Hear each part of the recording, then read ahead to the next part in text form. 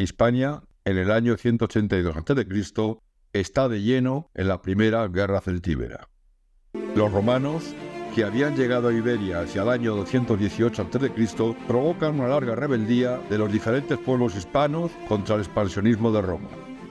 Hacia el año 185 a.C., el pretor Cayo Calpurnio Pisón, con el ejército formado por los efectivos de las dos provincias hispanas, derrota a celtíberos y carpetanos en la batalla de los Vados del Tajo. En el año 182 a.C., el pretor Fulvio Flaco vence a los lusones y los expulsa de la Susetaña y de la Lusitania, derrotando también en el 181 a los celtíberos occidentales y carpetanos en la batalla de Ébura y a los veros y sus aliados en el paso del Saltus Manliano. A continuación, el Senado romano ordena al nuevo pretor Sempronio Graco que conquiste y pacifique la Celtiberia, dándole para tal fin una tercera legión.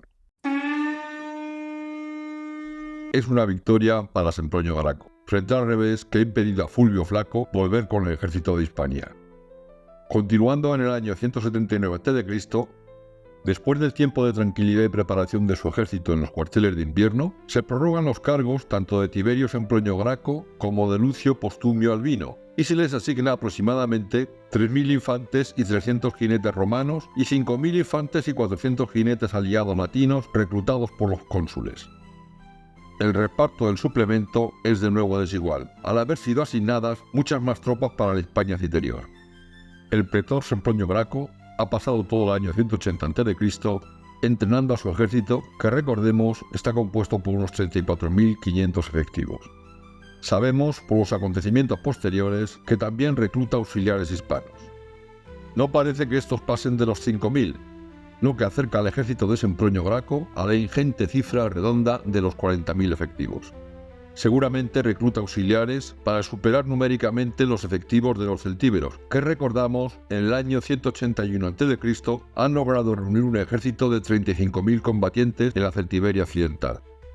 La recluta de auxiliares responde no a una norma, sino solo a casos de necesidad, igual que las anteriores ocasiones en las que se han reclutado auxiliares locales, las de Quinto Fulvio Flaco en el año 181 a.C. y la de Lucio Quincio Crispino y Gayo Calpurnio Pisón en el año 185 a.C.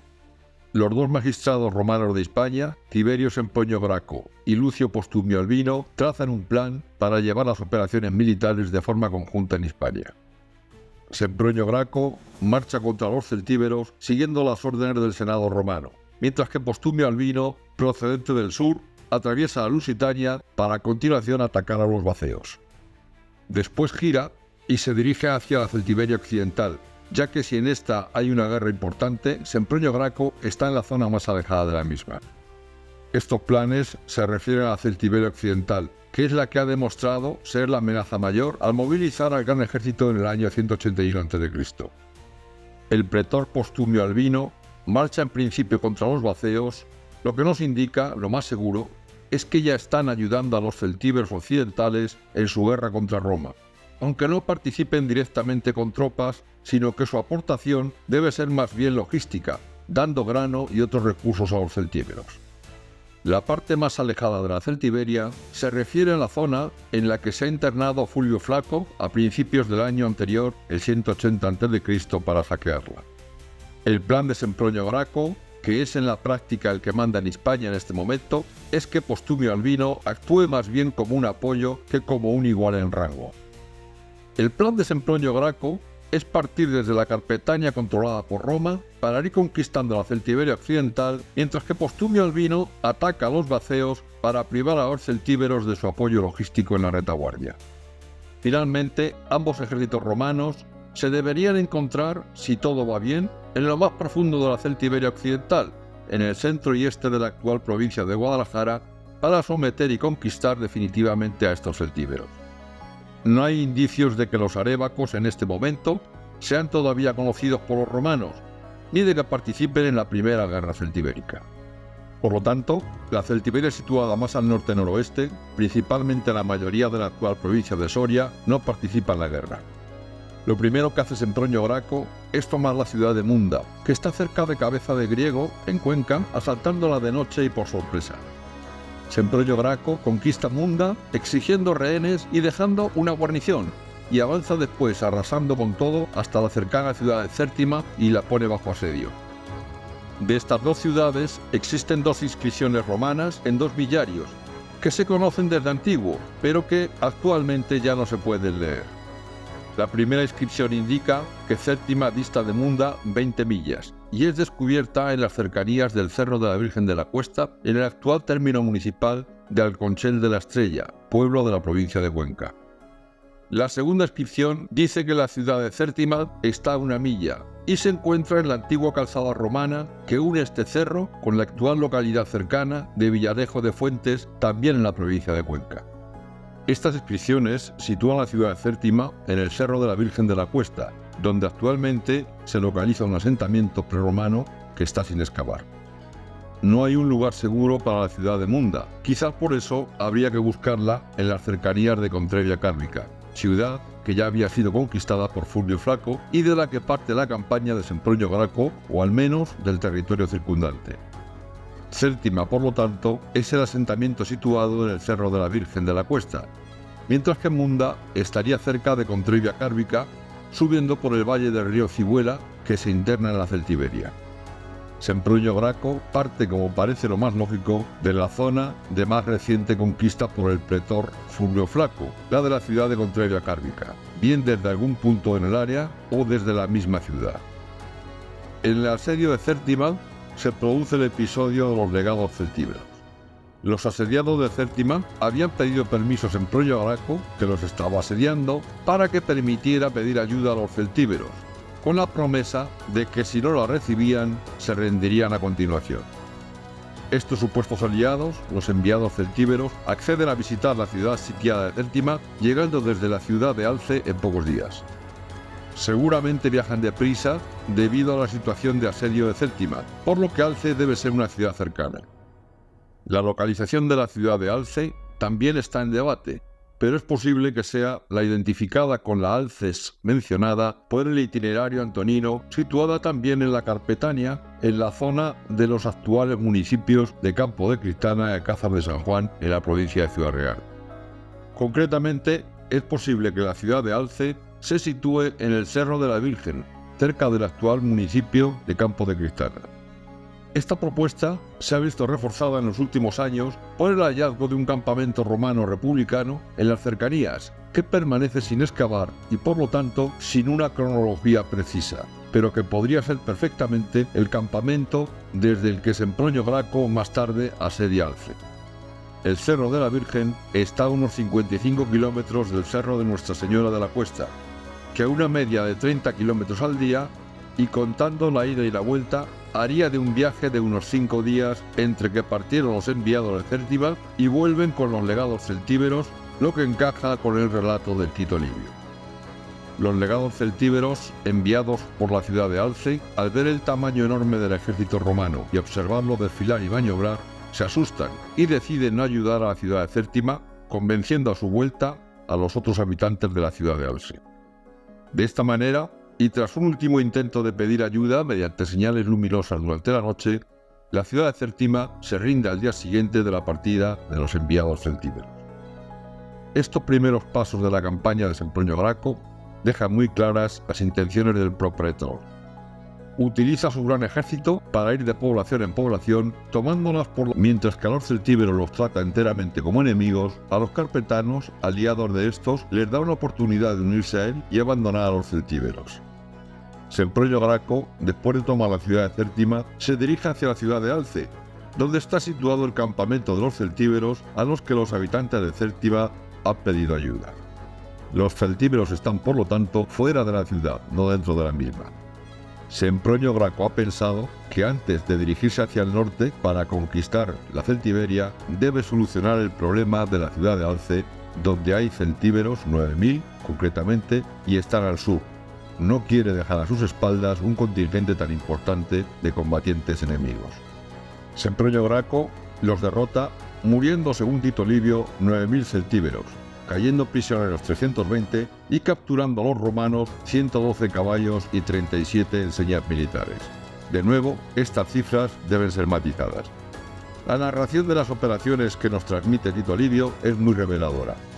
Sempronio Graco primero se dedica a neutralizar las avanzadillas de los celtíberos con ataques de infantería ligera y después va provocando combates cada vez mayores para hacer salir a todos los posibles de su campamento. Es decir, que los celtíberos permanecen en su campamento y rehúsan el combate. ¿Por qué?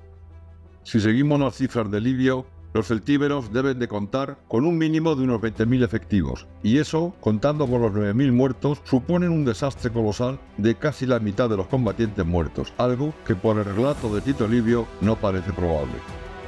Pero podemos pensar que los celtíberos tienen en ese momento un ejército similar en número al que habían reunido en el año 181 a.C., es decir, entre 30 y 32.000 efectivos. En cualquiera de los dos casos, se hallan en inferioridad numérica, pero en el segundo caso, esta desventaja es asumible si se consigue llevar con inteligencia. Sin embargo, del relato de Livio se deduce que los celtíberos están encerrados en su campamento y que evitan a toda costa salir en gran número para evitar que Sempronio Graco pueda forzar una batalla campal. De ahí que el plan del romano sea ir haciéndoles salir cada vez en mayor número, provocando combates mayores.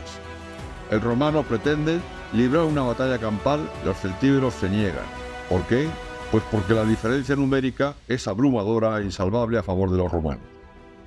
El cálculo más razonable es que no parece que los celtíberos pasen de los 10.000 efectivos. Esto explicaría su actuación y también su negativa a ayudar a la ciudad de Cértima. Librar una batalla campal con una diferencia de 3-1 es un suicidio, y conocen muy bien el número de los romanos, en torno a los 40.000, porque sus legados los han visto maniobrar durante su parlamento en el asedio de la ciudad de Cértima. No, los celtíberos deciden permanecer en su campamento, que sabemos por el relato de Tito Livio está fortificado. A Sempronio Graco se le presenta entonces un dilema, ya que no puede lanzarse a la conquista de la Celtiberia dejando un ejército de medianas proporciones en su retaguardia, y parece a la vez que los celtíberos no terminan de morder el anzuelo y no puede forzar una batalla campal.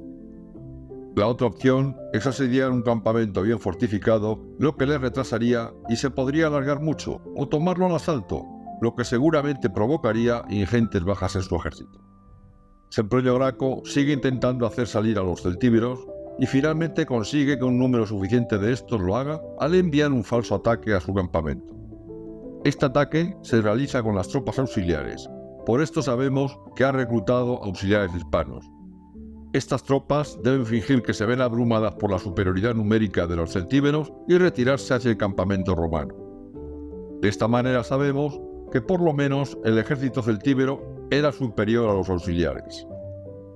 En este testimonio nos basamos para opinar que los auxiliares hispanos no pasan de los 5.000 hombres, aparte de que seguramente se han buscado unas cifras redondas de unos 40.000 efectivos en total en el ejército romano. Los celtíberos pican en el anzuelo. Seguramente ambos campamentos, el celtíbero y el romano, están bastante alejados, y los celtíberos ven la oportunidad de eliminar a un contingente del ejército enemigo y así sangrarlo en sus efectivos antes de que el resto del ejército romano tenga tiempo de ayudarles.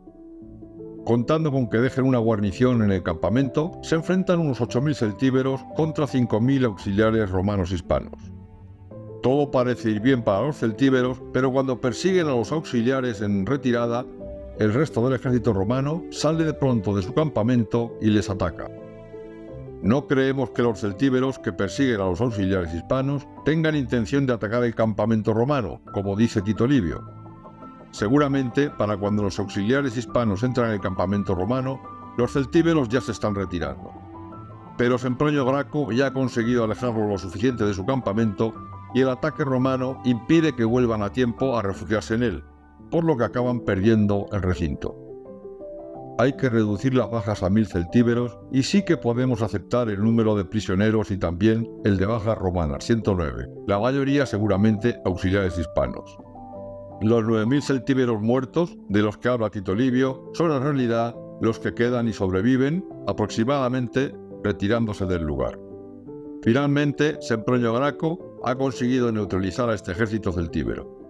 Sin embargo, no toma la ciudad de Alce, como habría sido lo más lógico. ¿Por qué? Parece que porque ve que es una plaza muy bien defendida y su asedio se prevé largo y costoso. También porque los restos del ejército celtíbero derrotado están por la zona y pueden dedicarse a hostigar a los romanos durante el asedio convirtiéndose en una molestia. El propretor entonces decide penetrar en la Celtiberia occidental, que es el objetivo principal de su campaña, para no retrasarse. Este movimiento también obliga a los restos del ejército celtíbero a volver a sus tierras para defenderlas, dejando más débil este área de la Carpetania todavía sin control romano. Además, esta zona ya está desconectada del resto de la Carpetania independiente debido a la conquista por los romanos de Contrebia Cárbica. Esta ciudad romana, en la actualidad, estaría cerca del pueblo conquense de Huete. El razonamiento es demoledor. Si cae la Celtiberia contigua, quedaría aislada y rodeada de territorio romano. Sin embargo, el pretor romano no deja del todo desprotegida su retaguardia, ya que establece un campamento junto a Alce para vigilar la zona, el campamento del Real. Tito Livio dice que Tiberio Sempronio Graco parte con su enorme ejército y se interna en la Celtiberia occidental, conquistando todo a su paso, bien por la fuerza o bien aceptando la rendición de las poblaciones. De esta manera, rápidamente consigue la rendición de 103 plazas, dato que creo debemos limitar a la Celtiberia occidental, donde se desarrolla esta parte de la campaña. Después de estas conquistas en la Celtiberia, y una vez confirmada su superioridad, vuelve a la ciudad de Alce e inicia el asedio de la población, con base seguramente en el campamento del Real, que termina con la conquista de la ciudad, donde toman muchos rehenes valiosos, entre ellos 2 hijos y una hija del caudillo Turro. Este caudillo, visto que el propretor le permite vivir a él y a su familia, y que también está enfadado por el abandono de sus aliados, solicita y consigue luchar junto a los romanos, por lo que a continuación se pasa a su bando. Livio describe a este personaje como un caudillo muy poderoso. Seguramente está al mando de toda la comarca sureste de la Carpetania, siendo Alce su base. Podemos ver en este episodio que mientras Turro lucha en otras partes con su contingente, los celtíberos se comprometen coaligándose para defender sus tierras en virtud de su alianza. Como no han podido proteger a su familia de los romanos, Turro ha cambiado de bando y se une al más fuerte, es decir, al que le puede proporcionar seguridad. Antes son los celtíberos, ahora los romanos. A continuación, Sempronio Graco y su imponente ejército rinden la ciudad de Ercábica, en la provincia de Cuenca, en vista de que no hay manera de parar a Sempronio Graco. Hay que dar la razón, en esta ocasión, a Tito Livio y a esos otros historiadores anónimos que son su fuente, cuando dicen que la rendición de las ciudades no es sincera y que las hostilidades se reanudan una vez que el ejército romano abandona su territorio. Esto es consecuencia de la política de Sempronio Graco, que como hemos visto no quiere entrar, arrasar con todo y declarar el poder de Roma, sino que busca ganarse el respeto y la lealtad de los celtíberos para asegurar la dominación romana. Evidentemente, esto no significa que no levante la mano contra nadie. Al contrario, su estrategia es ir arrasando todo a su paso, mostrando su poder militar para infundir miedo y provocar la rendición para luego mostrarse clemente, como con Munda, Cértiva y Alce, para ganarse la gratitud de los vencidos. Esta mención de Livio de que las ciudades se rebelan una y otra vez demuestra que la guerra, pese al buen talante del pretor, es dura e intensa, con muchos combates y destrucciones de asentamientos y seguramente con muchas muertes en ambos bandos. Con la rendición de Ercábica, caen en poco tiempo los últimos rescoldos de resistencia de la tierra de los Folcades, ya que los celtíberos consideran que los romanos les han derrotado y que no tienen otra opción que rendirse. Sin embargo, la Celtiberia oriental, en el valle del Ebro, permanece independiente y en guerra con Roma, manteniendo 2 frentes de batalla. Por un lado está la Liga Lusona y por otro los velos, titos y otros pueblos de su entorno, que han sido los que han emboscado recientemente al pretor Fulvio Flaco en el paso del Saltus Manliano. Sempronio Graco inicia la segunda fase de su campaña destinada a conquistar a estos otros celtíberos orientales, del norte y del este. Aunque no tenemos datos de la mayoría de esta campaña, parece que Sempronio Graco somete entre 200 y 300 poblaciones, que no ciudades, como dice Flor. Unas no serían, otras serían aldeas, otras fortalezas y otras menos granjas. No contaremos a Postumio Albino como participante en la Primera Guerra Celtibérica, a pesar de que sus acciones en principio están relacionadas con el plan para derrotar a los celtíberos, ya que en la práctica no influyen casi nada en la campaña de Sempronio Graco. La gran mayoría de conquistas de poblaciones de forma violenta se deben a la campaña de Sempronio Graco en el año 179 a.C., aunque en la Celtiberia occidental no podemos descartar al menos en el área en torno a Contrevia Cárbica, que algunas de las destrucciones se puedan achacar a la anterior incursión de Fulvio Flaco, aunque ésta fuera limitada. Los pactos conseguidos por Sempronio Graco, como dice Appiano, le granjean gran fama en toda Hispania y en Roma y apuntalan la memoria de sus acciones y su figura. Tras 9 años de conflicto, la primera guerra celtibérica ha terminado con una paz impuesta que después de 20 años de incumplimientos hará volver la guerra con ansias renovadas en la Segunda Guerra Celtibérica. Y con esto, queridos amigos, damos por concluida la crónica sobre la Primera Guerra Celtíbera. Si te ha gustado este capítulo, puedes darnos un me gusta y si estás interesado en conocer el momento de la publicación de nuestros próximos vídeos, puedes suscribirte a nuestro canal de Crónicas de Hispania.